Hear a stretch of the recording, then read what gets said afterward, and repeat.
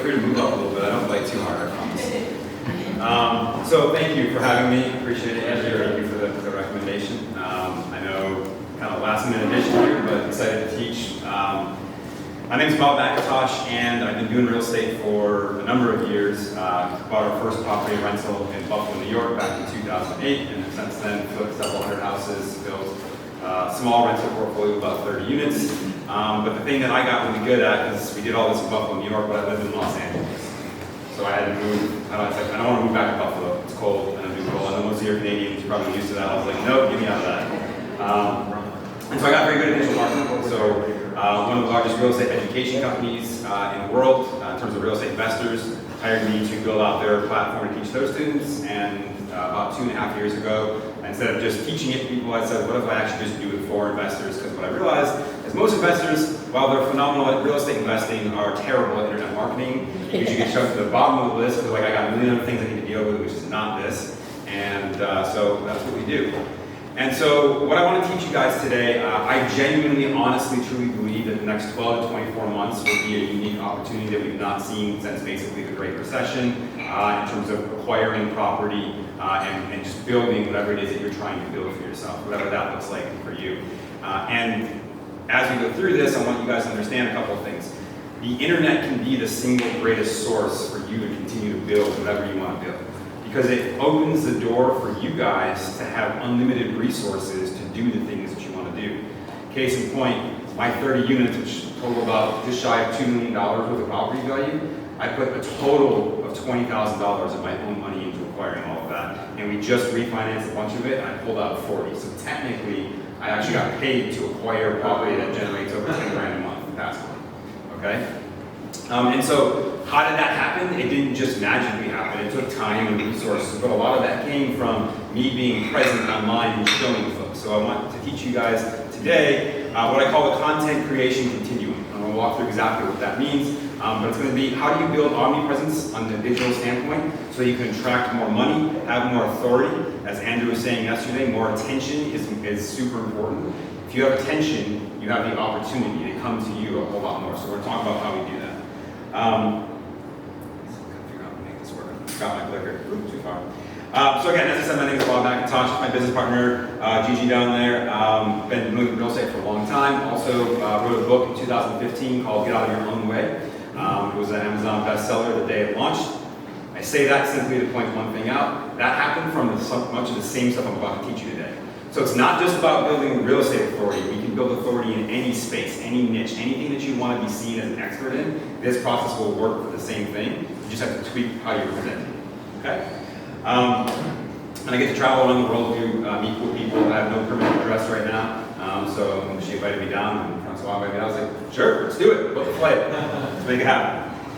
Okay, so what are you going to learn? By the way, CCC stands for the Content Creation Continuum, but why it's going to be dominant this year, 2023, and probably into 2024 as well. How you're going to use this to raise more money. Susan, right? Yes. As Susan was saying yesterday, right? There's all these opportunities for us to get private mortgages and things like that. I want to challenge you on one thing. You said private money or private mortgages are expensive. If you follow this process, they will become less so. Many of our private lenders that have private mortgages on our properties are at 6%.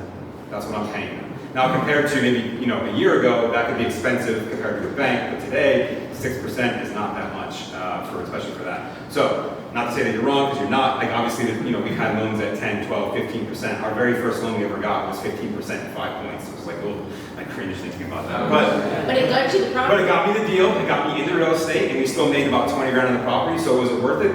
Absolutely. But yeah, so we use that, and then how we use it to build authority, right? Simple fact that all of you are here. I've between yesterday's introductions, for most of you, most everyone here is doing something in real estate, right? You own a couple of deals or more. You've been, built something. You have a higher level of expertise. I simply want you to tap into what you've already got, what you've already built, what you already know, and let people see it. Because for the average person out there right now, the idea of coming to Costa Rica to buy property is like, you're nuts. Like you're probably batshit, okay? Excuse my language, sorry. But for us, it's not. For us, this is just every day. Like, why would we not do this? And here's the crazy part. if you simply share what you're doing, it will attract people in who will raise their hand and say, that sounds interesting. And it might not be that they want to move to Costa Rica, but they might be open to buying in Costa Rica. They might be open to lending to your deal in Costa Rica, or wherever it is, in Canada, in the States, in Europe, and where would you take? Oh, Sicily, right? Like, it doesn't matter. Like, the idea of this starts getting people going, and like, oh, interesting, right? So, what is a continuum? I use this word very purposely. It's a continuous sequence in which adjacent elements are not perceptibly different from each other, although the extremes are quite distinct. And for most of us as investors in our careers, this is the perfect word to describe our career.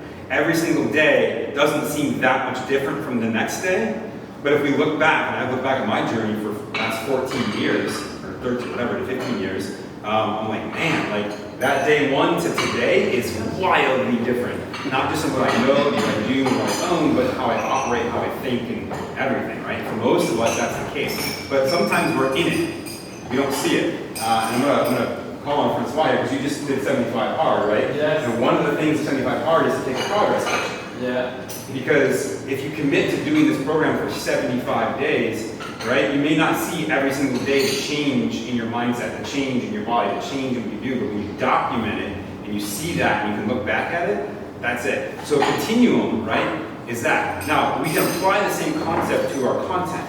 When we create content in a continuum, each piece of content we create may not be very different, but for the right person at the right time to hear that right message, it's going to make a massive impact to them, which could make a massive impact to you if you frame it the right way. So how do we do that? Well, we got a good friend at AI to both help, thank, and be pissed off at.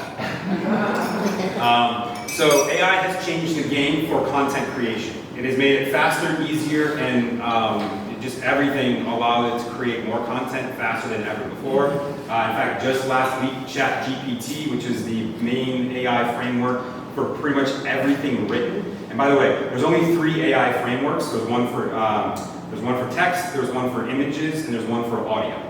Okay? Those 3 derive every sub-tool from there. All the tools, literally all of them, come from one place. In fact, there's a lot. This is just a small example of however many I found in like 10 minutes of searching. You don't need to memorize these. Literally just realize that all of this stuff exists. It's cool, but what's also happened simultaneously to AI making it faster and easier to create stuff is that everyone is creating stuff more. So it's really put content creation, especially on social media, into overdrive. Attention right? again. Right? Attention again, yep. There's more content. And the problem with that is this. For those of us who are not creating content, who are not using these tools, who are not coming to an event like this to learn, who are not making investments in your mindset, those folks are going to be left behind. Because the ability for me to create content is so much faster and so much easier and so much more powerful than it's ever been, that if you don't do this, you will be left behind. And it's okay. Like if you're like, you get done with my talk today and you're like, you know what, Bob? I'm not going to do any of that. Cool. Right? Just understand that that's a missed opportunity. And that's okay. We can't take every opportunity that comes our way, but we can take the right ones. But hopefully by the end of this, you'll go, man, that actually sounds pretty easy. So, if content is on overdrive, and there's more and more content being created every single day, then there's simply one thing. We want to be the red gummy bear, right? By the way, red is my thing, in case you haven't figured it out. Can't imagine why. But yeah, we want to stand out, right? Like what's happening, and if you generate enough stuff on AI, you'll start to realize it follows a very simplistic pattern, at least right now it does. The new version is becoming less noticeable, but what it means is that everyone, like I can literally look at a piece of content now and with about an 80% accuracy tell you if AI wrote it or not. Why? Because everything is very specific. It's very computer thought out. All the sentences are about the same length, right? Every paragraph is 2 sentences or maybe 3. Like it's very structured. And so what that creates is a bunch of white gummy bears. People putting stuff out there that looks the same, feels the same. It might be different content, but it has the same generic feel to it. We want to stand out. We want to be different. And a little bit of what Andrew was talking about is you, right? You too started as you. You are the difference in your real estate investing business. The reality is, if everyone here buys property in Costa Rica, there's no difference in what you do as an investor versus the person next to you.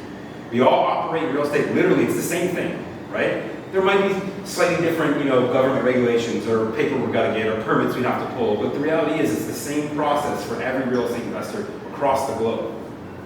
And so that makes it a very generic space to talk about in general from a investing standpoint. But what makes investing different, what makes it unique, is you. What do you bring to the table? What is your thing? Like, I want to congratulate Tammy. Like, your entire branding is on point. Like, everything is just bam, it's there. Like, you know exactly what you do. There's no question. There's no misunderstanding of your brand at all. Boom, it's right there. That's her being a red gummy bear. I want you guys to think about yourselves in the same way.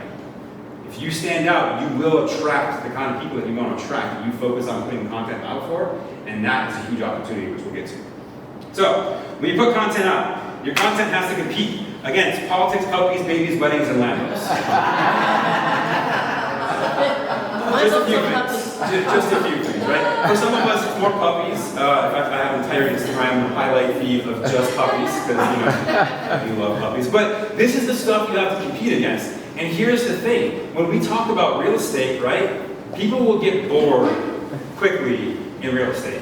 Because it's not as exciting as politics, puppies, babies, weddings, and Lambos. And now you compete against robots, too. Right? Because they're creating, like literally I can create, this is a legit thing, I can go to an AI art generator and create 1,000 pictures of puppies in less than 1 minute. Right? And so now I've got the next 3 years of puppy posts ready to go. Just like that. But the point is, right, we have to compete against this stuff. So when we think about all of this stuff we have to compete against, right, we have to say, what makes us different? What do the people that we're looking for want to see more of? What are they interested in learning more about? And that's the thing that we have to focus on, right?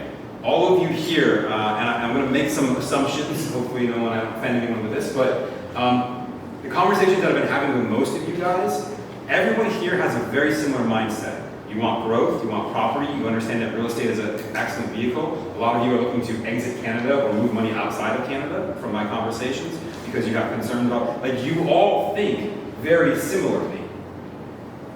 And do you think if you all in this room think the same way, there might be some more people in Canada, in the States, in your sphere of influence that probably think the same way, but just don't know how to connect your group like this? Don't know that something like this exists? Don't know that there's an opportunity to make this happen?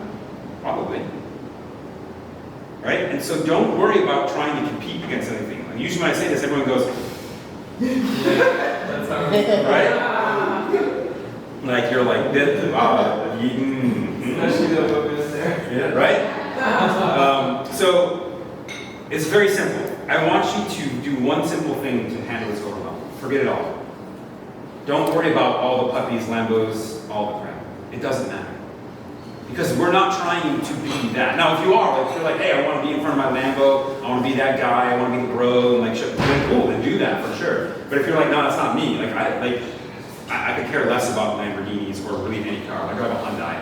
I don't care. I'd rather have a bunch of real estate in cool places and fly there than have a nice car. That's just my jam, right? So don't worry about trying to beat everyone else. Focus on one simple thing. As investors, there's only one thing we're trying to do. We're always trying to close. And it could be close a good relationship to become, for someone to be a PML so we can buy some property down here. It could be to close an actual piece of property. It could be to close on a new relationship that's going to help you with an LP to buy a hotel. I know more people talk about buying hotels down here. Sweet, why not, right? We're always trying to close something.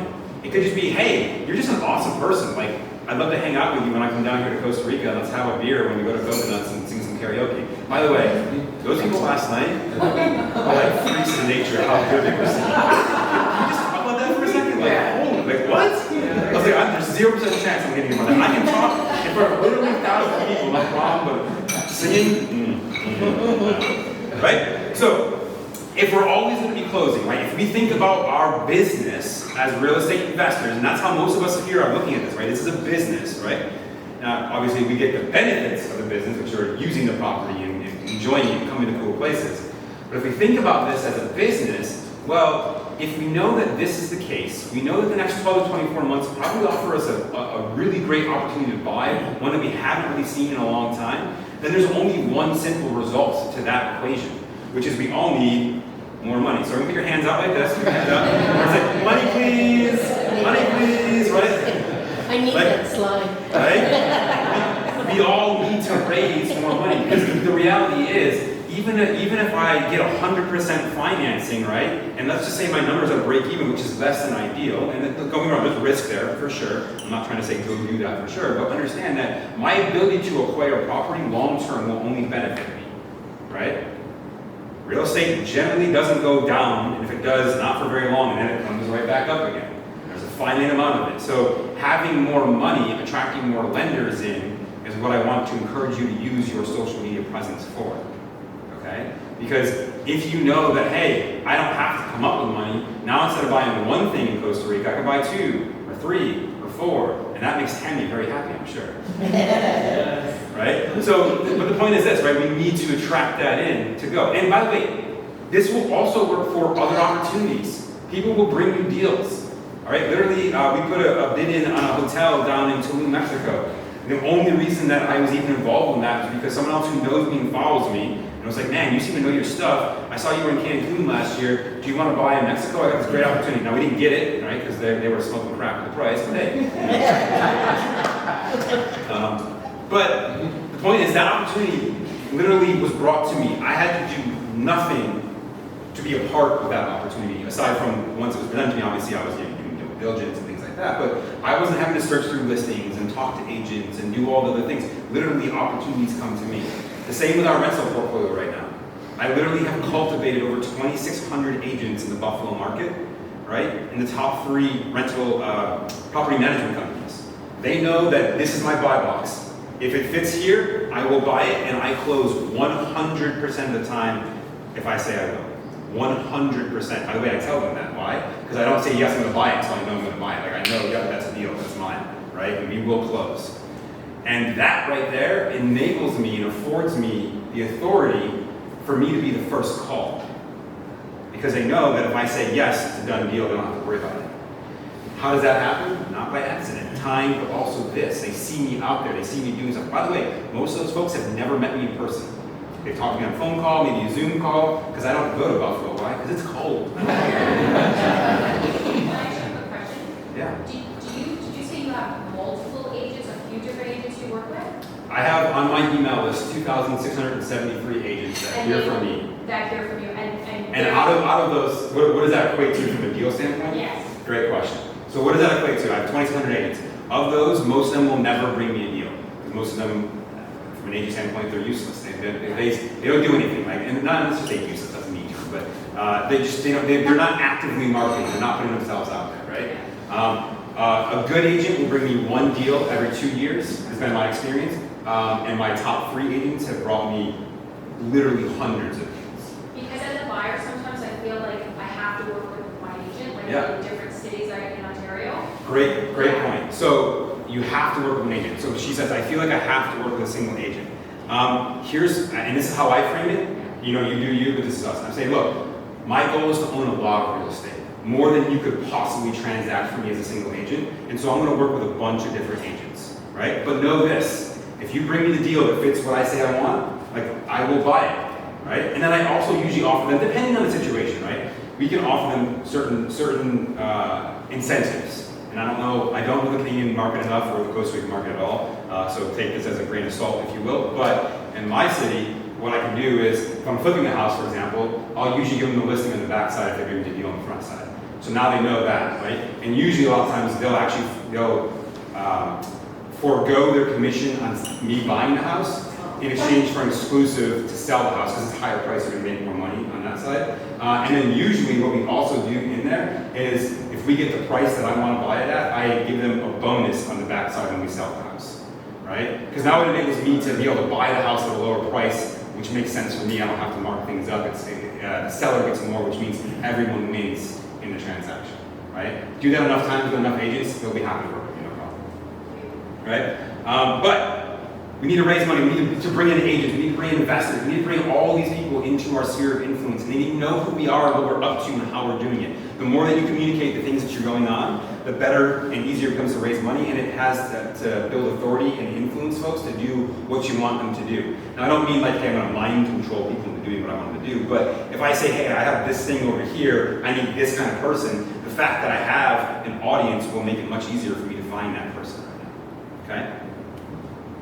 So, I went to ChatGPT, AI, and I said, hey AI, what is the top 5 things that a private money lender would be looking for when lending on a real estate opportunity? And ChatGPT told me, number 1, experience and track record. Okay? Now it's a computer, so it can't be wrong, right? But no, we don't. Like, so we all want to be this guy here. Even the ladies, you want that nice flowing beard. That's good, right? No, experience and track record are what going to make or break for raising private money. Almost everyone in here has experience and track record, and even if you've never bought a single deal, as Andrew was saying yesterday, document your journey.